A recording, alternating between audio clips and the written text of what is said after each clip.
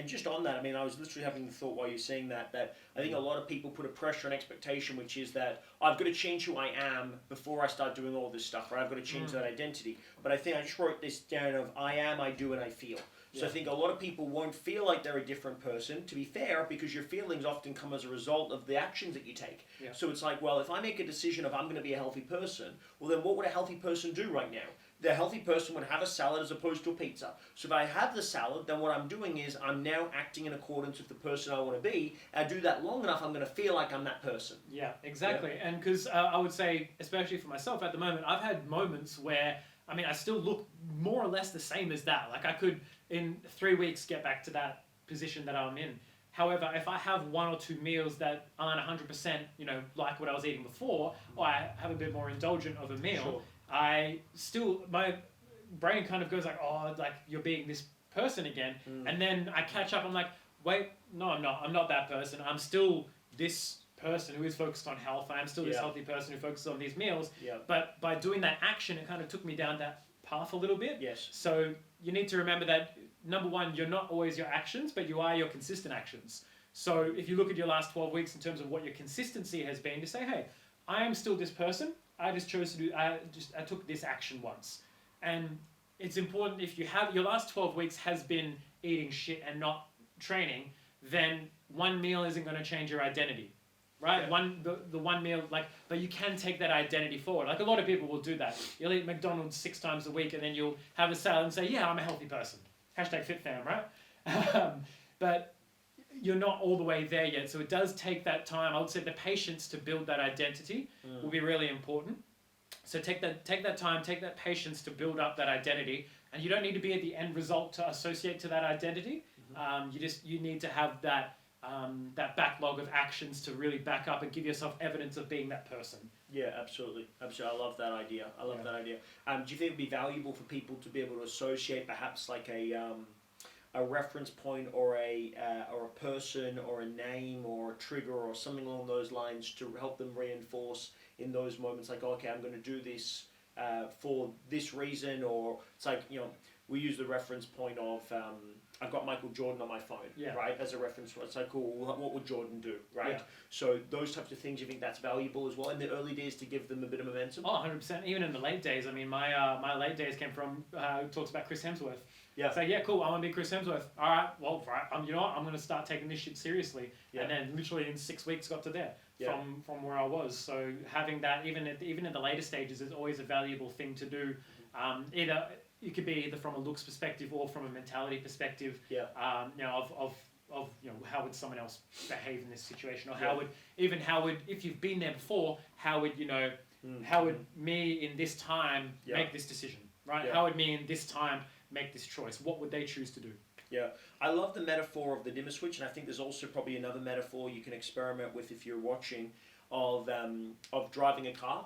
Yeah. The idea is health and fitness, your car should always be on, right? But there's a difference between, first gear, second gear, third gear, fourth gear, and fifth. So it's like if you're in that final week, really, or final 3 weeks, you're fully focused, you're completely zoned in, you're tracking everything, you're getting ready for a photo shoot, you are at the full capacity of that car. Yeah. But majority of that 18 months, you're probably in third or fourth gear. And there's weeks where you're almost like coasting in neutral, really, because just as long as I'm not in reverse, then I'm making good progress. Pretty much, yeah. Nice. What's the thing you're proudest of if you go to this? It's hard to pick one thing that I'm proudest of, because honestly, the fact, I would say almost like the longevity of it. Like I don't think I would be as proud of this if it happened in 12 weeks as opposed to it happening over 18 months. Yeah. I'm prouder of the fact that I stuck it out for that long and I didn't go backwards, and that the changes in, I guess, more who I am inside is probably a big factor, and one of the biggest things I'm proudest of in that.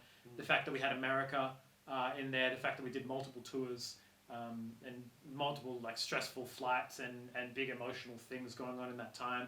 Met my partner at the start of that, which was all fun and games. But yeah, I would just say the shift of who I am, and also just kind of the big decision that I've made to never go back there, to never ever, there's just been there's a mental switch in me. It's like that's never gonna be me again.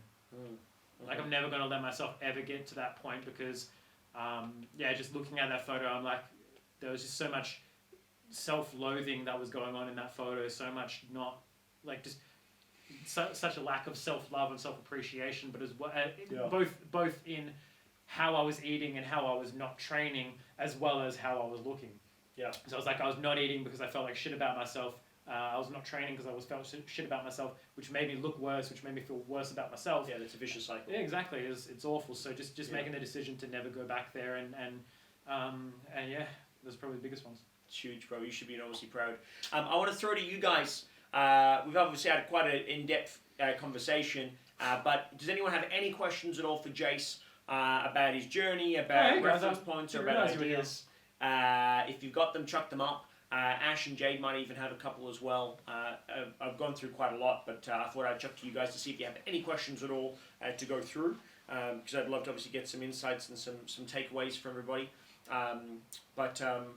Basically, brother, I think that the journey you've been on and seeing that transformation is massive, and I appreciate completely how difficult the last 18 months has been, because it's been a hectic 18 months. There's a lot of stuff that's happened for all of us, and your ability to follow through with it and actually get it done is massive. And I think what's important about it is the 18 months is a significant amount of time, because for the majority of that time, if you're looking from it from the outside and you're not aware of how you feel about it personally, it's like there's not a huge shift in your physique, right? Because it's so gradual. You don't see, like, you look at those two images side by side and you go, fuck, that's a whole different person, right? But it's actually gram by gram, day by day, hour by hour as the key differences, right? Literally like millimeter by millimeter, taking belly button measurements and going from 101 to 100. And I guess for me, it's those little milestones along the way. Yeah. Like cool, like getting underneath, and it's a very weird reference, but I'm going to reference it anyway because it's in my wheelhouse, is speed running as part of video games. So there's a community of people that... Okay. Yeah. Don't worry, I'm going somewhere with it. Where's this gone?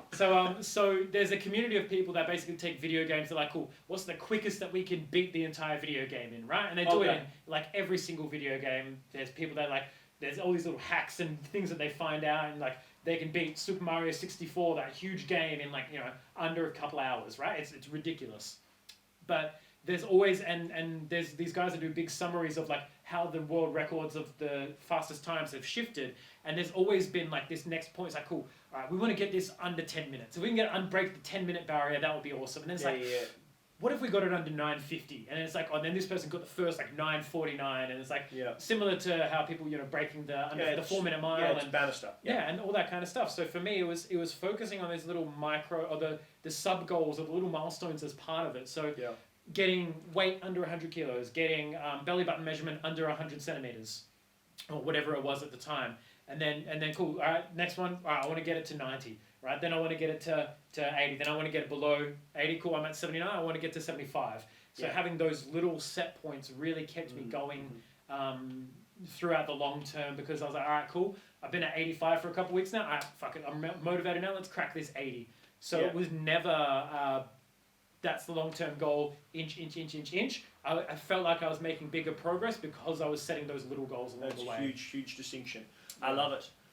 I have Chicken a question nugget. for you. Chicken nugget. How did you go with navigating boundaries with other people in your life? So obviously you had Lauren, who was very supportive from a home perspective, but you have your family around you, you have your work environment as well, where there's people who knew you as a certain person, and maybe you're not engaging in the same behaviours with other people. That might have been their way of connecting with you. Yeah. Or when you're, engaging in social activities and you've got people around you who are expecting you to behave one way, but you're trying to do things to push you towards your goals. How did you navigate those challenges? Really good question. Number one, I already don't drink a hell of a lot. So that aspect of the social life thing was always really easy for me, because I'd pretty much 90% of the time just drive. And so I always had an excuse not to drink.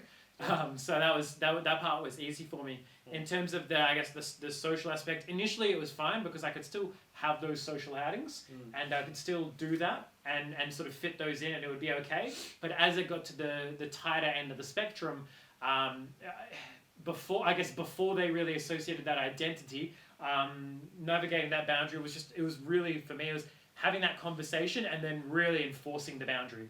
A boundary that you don't enforce is just a fucking line in the sand. That means nothing. if you don't enforce your boundaries with other people, then there's no incentive for them not to cross it, right? So had to have that conversation with a few people, and every Wednesday we'll have family dinner with my dad, and sometimes it'll be very hit or miss. Sometimes it'll be healthy, sometimes it'll be pendulum swings. It'll be like chicken breast, like teriyaki chicken breast with rice and vegetables, and then it'll be KFC and chips the next week. And I'm like, fuck, I never know. You really don't. Never know what to prepare for. It's literally like the week before my photo shoot, it was KFC. I'm like, oh god damn it. So it's really just having those boundaries and sticking to them, and having the methods of enforcing them. So for me, it was bringing my own meals. That was a big one. I would bring my own frozen meals. I remember we did a team catch up for Christmas. We did a team catch up. I knew this was fucking coming. I think that's where Ash was pushing me. Yeah. We did a team catch up for Christmas, and there was going to be pizzas and nibbles and that kind of stuff. And I was at this point, I was still pretty. I was a little bit more anal about it. And was this end of financial year? No, it was when we did quiz night. Quiz night, that's right. About May this year. Yeah, quiz night about May this year. So that's about a month and a half, 2 months before the photo shoot ended up taking place. I was getting to the hairy end of things. And then I was like, oh, do you guys mind if I bring my own pizza? I've got like a little high protein frozen pizza that I can bring. And then Calvin was like, fuck off, you're not bringing that. He wasn't telling me to fuck off. He was telling the idea of bringing my own pizza to fuck off.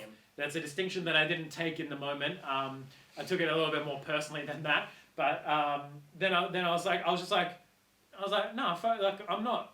And it was a bit of a confrontation. But I was like, I'm not fucking sacrificing all this work. I'm being consistent with who I am. I'm bringing my own pizza. Like I'm even bringing my own pizza to fit in with the fact that we're having pizza on this night. And just for the record, I was happy for him to do that. I just wanted to challenge that boundary to make sure he understood the importance of commitment. Right? It was a test. Yeah, I was committed AF.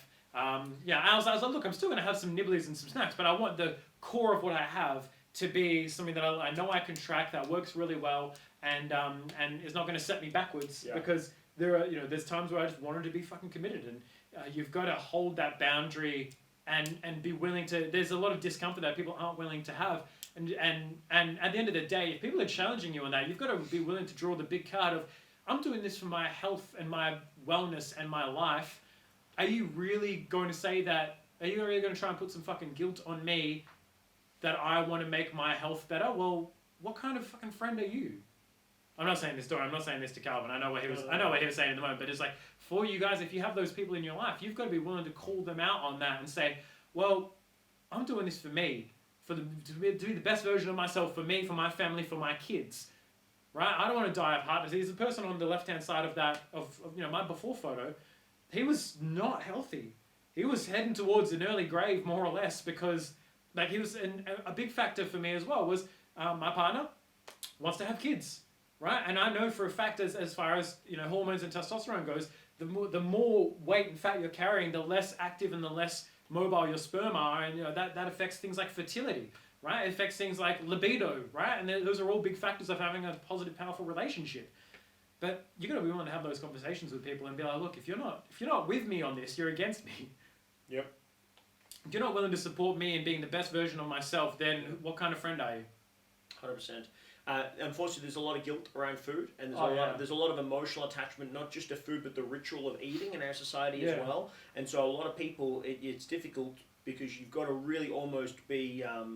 everything always becomes an argument around it when you try to justify it with family. And it's not actually about you eating and being healthy, but it's rather about the fact that they don't get to facilitate what they want from the experience because you don't get to eat the same food. There's a lot of stuff it brings up, which is the reason why we had the conflict in the first place about it, because it was like, I've got an idea in my head of what I want this experience to be, and a lot of that is us all doing the same things and eating and sharing the same meal. Yeah. And you bring your own thing, it's like, well, that's not part of my plan of how we're all going to be together and being able to do that. So, I should have just sent it to Ash in a posh pizza box. Like, oh, they're doing these weird individual square protein pizzas now. That's weird. I'll take it. It was a really good opportunity for me to take a moment and go, actually, hold on, well, why is this a big deal for me? Because at the end of the day, I want you to achieve the goals.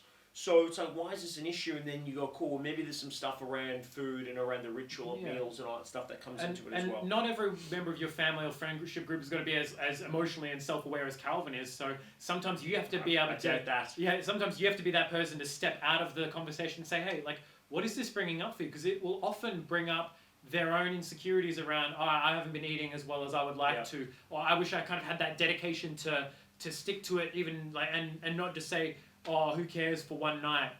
So you've got to be able to almost step out third person that conversation with that person and say, hey, like, is this really about me having a salad? Like, is that what this is really about? If you delve really down to it, is this really about me not having a beer with you?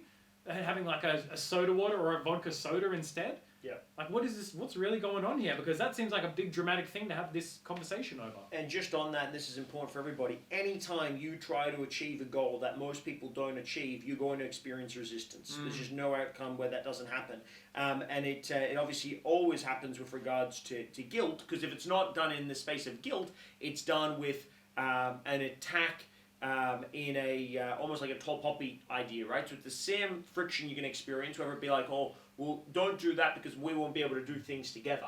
Yeah. It's guilt in that way. Otherwise, it's an attack for you doing things differently or being different. You just got to be aware of that. It's like one of the reasons why people don't achieve success is because they're too attached to that experience of wanting to fit in. You can't. You just simply you won't be able to do it. You'll have to find a way to step through it. Yeah, So, and you honestly, you've got to embrace the. You've got to be able to embrace the difference that it is. Like, my dad would always make comments about like, oh, you guys are always on a health kick, or you're always doing this, or you're beating this person, and then I would just laugh and go along with it. I'm like, yep, you know me, love my protein and veggies. It's like, as long as it's got protein and veggies, I'll have it. And it was just, I just took on board that identity more and more as like you roll with it in a lighthearted way. It's like, oh, look at little Miss Healthy or Mr. Healthy over here. It's like, hey, you know me, got to have my salad. and you're on the flip side as well. The same people that say, hey, you put on a bit of weight, you should lose some weight, then you lose weight and go, oh, you're too skinny. Yeah. And so there's never a happy medium. It's like if people don't have something to say, then what's going on? So, Yeah. brother, I appreciate... No, as I said, I think Liz has a question as well. Liz asked, Jace, did you have a long-term plateau? And if yes, what was your reset/boost to get you back into it? I would say the longest-term plateau was over like probably maybe the start of COVID. I mean, I was still pretty consistent during that time, but I didn't really make progress towards the six-pack until I think we had that live call, that conversation about like, oh yeah, I want to look like Chris Hemsworth. Well, why don't you get a trainer? Why don't you go back and do these things? And I was like, well, fuck, you're right. Why don't I? Why don't I, find an online program and stick to it? Why don't I start tracking my macros again and start committing that? And then, as well as that, the process of wanting to buy a house, and obviously the fact that I had a little bit of a pay rise, that was an incentive. I was like, all right, you know what? Fuck it. I'm just going to do it. So it was literally that conversation about, I think I was saying something and Calvin called me out on it in terms of, I was like, oh, I want to look like Chris Hemsworth. It's like, well, why don't you? Why don't you go hire a trainer and start going back into it? I'm like, you're right. So having someone else to hold you accountable to the goals that you set and remind you of the things that you want for yourself, and then say, well, you say you want that. Is there you're going to, or you're all talk and no action? Yeah, fill your boots. Yeah, exactly. Nut up or shut up. And on that note, ladies and gentlemen, thank you so much. Jace, amazing fucking journey, brother. You should be enormously proud. You've done an incredible job, and what a huge inspiration to everyone that is going through our stuff. And I think it's just absolutely phenomenal, brother. So we're super proud of you, man. Well done. Thanks, man.